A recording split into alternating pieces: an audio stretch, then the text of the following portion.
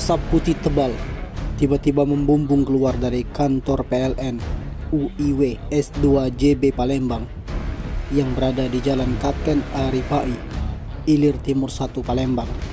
Sontak kepulan asap tebal yang keluar dari lantai 6 gedung utama membuat panik karyawan yang masih berada di kantor.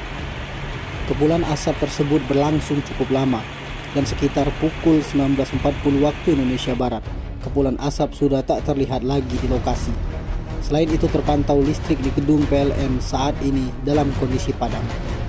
Dari pantauan di lokasi kejadian, terlihat hanya ada 3 unit mobil pemadam kebakaran yang berada di lokasi.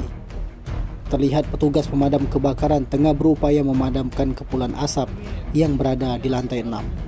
Hingga kini, belum ada keterangan resmi terkait dengan munculnya kepulan asap putih di kantor PLN. Tim Liputan Sumsel Ada TV melaporkan.